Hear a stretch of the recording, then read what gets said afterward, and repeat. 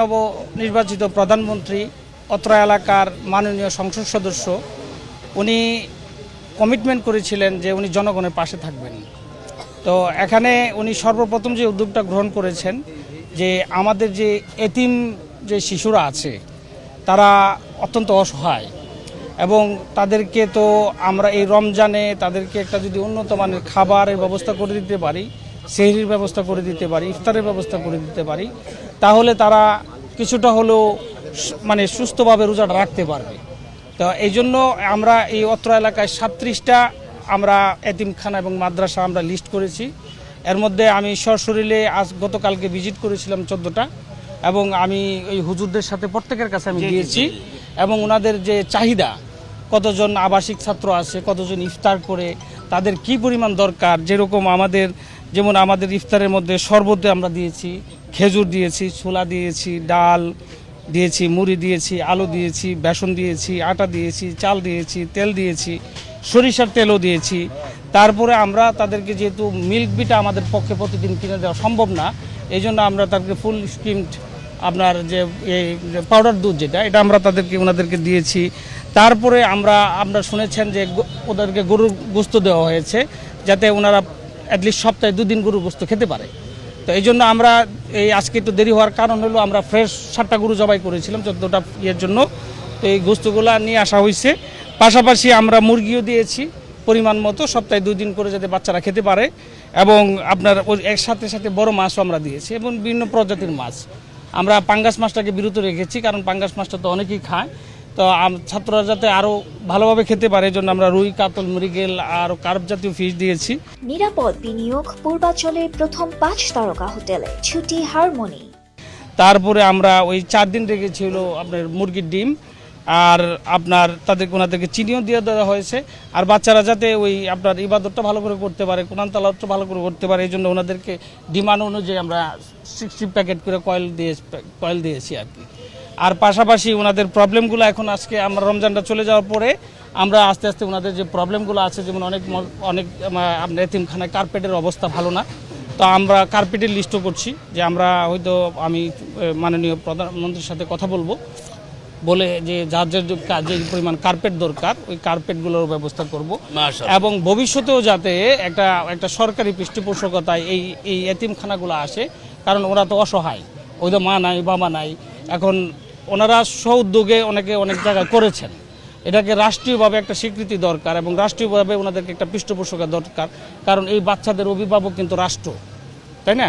তাই আমরা যদি রাষ্ট্র হিসেবে ওনার যে আমাদের প্রধানমন্ত্রী ওনার যে ভিশন এবং টার্গেট যে আমরা একটা রাষ্ট্রকে সুস্থ সবল রাখতে চাই, তো সেই ক্ষেত্রে আমরা এই এতিমদেরকেও প্রাধান্য দিয়ে আমরা কাজটা শুরু করেছি।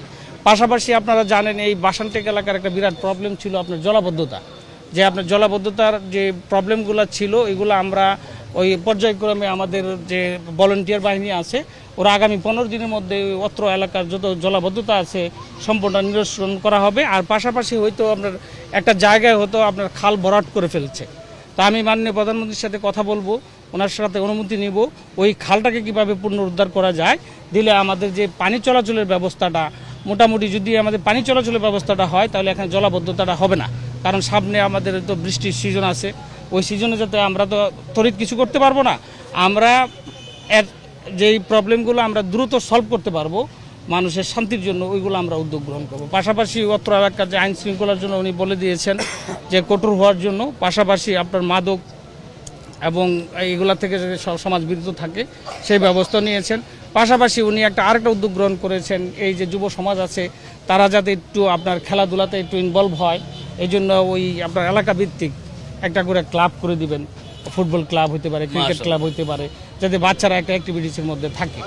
পাশাপাশি আপনারা জানেন উনি ইমাম মুয়াজ্জিনদের জন্য যে উনি একটা উদ্যোগ গ্রহণ করেছেন সরকারিভাবে, যে ওনাদেরকে একটা সম্মানী দিবে, রাষ্ট্রীয়ভাবে ওনাদেরকে একটা সম্মানীয় জায়গায় রাখবেন এবং ওনাদেরকে যে একটা মাসিক একটা সম্মানী ভাতা দিবেন, এটা আশা করি খুব শীঘ্রই উনি চালু করবেন। ওই উদ্যোগে আমাকে এখানে পাঠানো হয়েছে, বিকজ এই এলাকাটা অত্যন্ত আপনার অপরাধ প্রবণ এবং অত্যন্ত আপনাকে কি বলে ভাই নিম্ন পর্যায়ে আমাদের নাগরিক সুযোগ সুবিধা এখানে আছে। তো এখান থেকে আস্তে আস্তে এখান থেকেই কাজটা শুরু করব। এবং আজকে শুনেছেন উনি হয়তো আপনার বলেছেন যে ফ্যামিলি কার্ডের যে পাইলট প্রকল্পটা এটা হয়তো আপনার এই রমজান মাসের মধ্যে আমরা আশা করি এই বাসানটেক করাইল এবং ছাদতলাতে আমরা এটা বিতরণ করতে পারবো। এটা না, এটা প্রধান এই যে আমাদের যে কাজটা, যে খালটা যে আমরা পুনরুদ্ধার করছি, ওটা আমরা ব্যক্তিগত উদ্যোগ। পাশাপাশি আপনার যে ইফতার এবং সেহরি এবং মধ্যরাতের খাবার যেটা এবং কার্পেট যেটা, ওইটা ওনার একান্ত ব্যক্তিগত উদ্যোগ থেকে এটা করা হয়েছে অ্যাজ এ সংসদ সদস্য হিসাবে। আর রাষ্ট্রীয়ভাবে যেগুলো কাজ করা, এটা আস্তে আস্তে এই গণ্যমান্য ব্যক্তিরা আছে, মুরব্বীরা, উলামা একরাম আছেন, ওনাদের সাথে কথা বলেই আমরা আস্তে আস্তে অগ্রসর হবো আর কি ইনশাল্লাহ। তো এখন আমাদের 14টা ট্রাক আসবে, আমি প্রত্যেকের এই ট্রাকগুলো বুঝাই দিব, কারণ আমাদের কাছে 14টা মাদ্রাসার লিস্ট আছে এবং কার কি ডিমান্ড আমাকে দিয়েছে। আজকে 14টা, কালকে হবো, কালকে 10টা, আর কালকে আমি আরও কালেক্ট করব, কারণ আমি নিজে যাওয়া লাগতেছে। তো প্রত্যেকের সাথে কথা বলতেছি যাতে এখানে জিনিসটা সঠিক। মোট 37টাতে আমি যাব। ওখানে যাওয়ার উদ্দেশ্যটা হলো, আমি ওনাদের পরিবেশটা আমাকে বলছেন, ওনাদের পরিবেশটা কীরকম আছে, ওনাদের কি কি নিড আছে। শুধু খাওয়া তো নিড হলে হবে না, তারা যে কোরআন মাজিদ তেলাওয়াত করবে তাদেরকে সেই সুষম জায়গা আছে কিনা, তারা প্রপারলি এটা খাওয়ার পাশাপাশি যে তাদের এই যে আপনার থাকার ব্যবস্থাটা কি আছে। আমি অ্যাকচুয়ালি ওটার উদ্দেশ্য হলো লিস্ট করার সাথে সাথে উদ্দেশ্যটা হলো আমি ওই এলাকার পরিবেশটা একটু দেখে আসা, ওনাকে অভিহিত করব এবং উনি যতটুকু পারেন এলাকার সংসদ সদস্য হিসাবে এটা উনি প্রায়োরিটি বেসিসে করবেন। আর রাষ্ট্রীয়ভাবে যেটা করবেন ইনশাল্লাহ, এটা সকলকে নিয়েই এটা রাষ্ট্রীয়ভাবে করবেন ইনশাল্লাহ।